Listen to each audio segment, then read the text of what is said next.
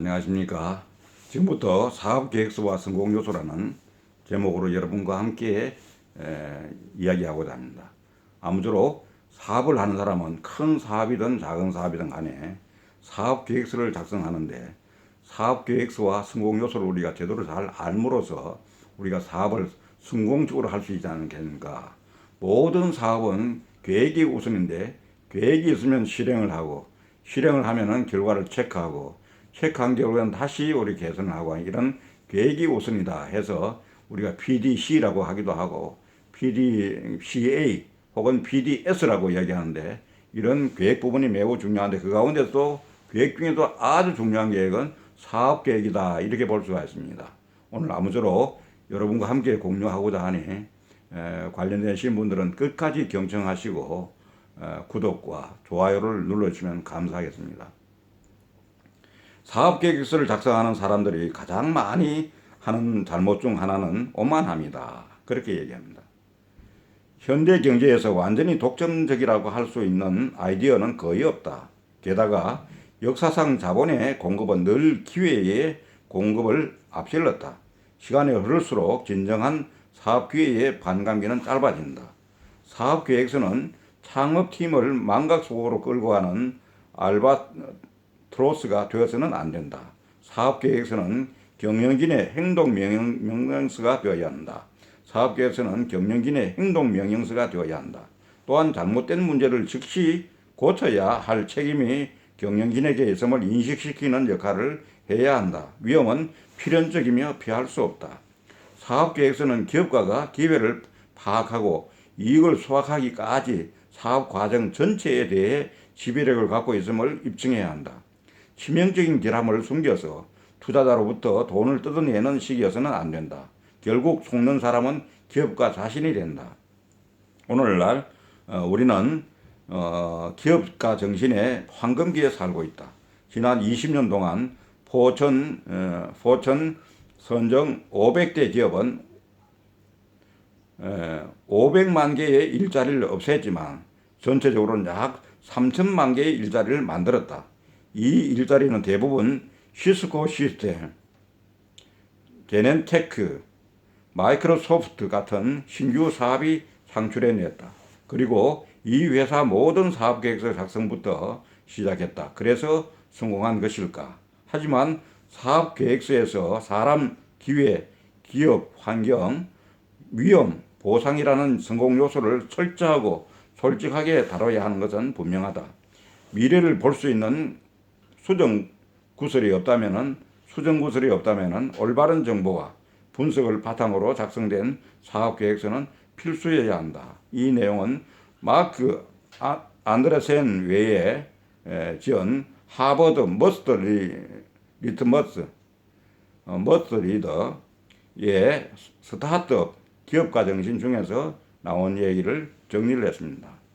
마크 안드레센 작가 외에 지은 하버드 머스트 리더 스타트업 기업가 정신 중에서 중요한 내용을 발췌한 것입니다.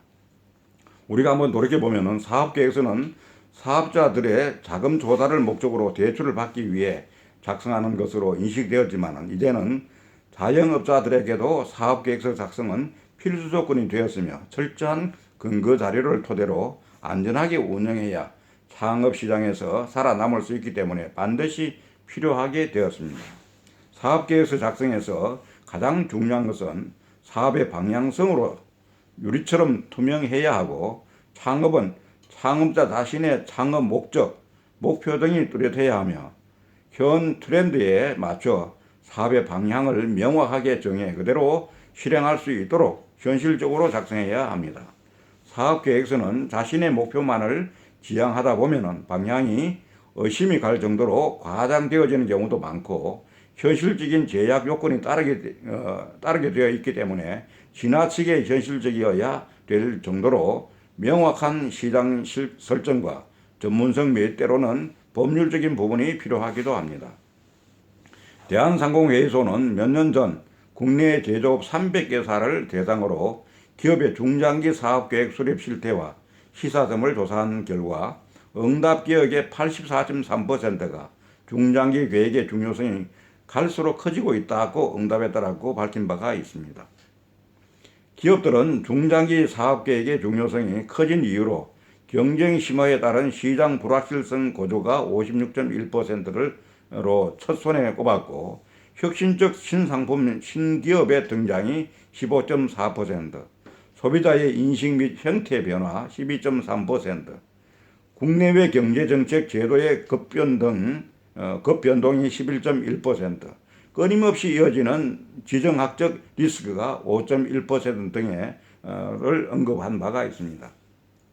그러나 실제 계획을 수립하는 기업은 응답 기업의 절반 정도인 54.7%에 그쳤고, 기업 규모별로 보면 대기업이 67.0%로 중소기업 48.5%보다 중장기 사업계획을 수립하는 비율이 높았습니다.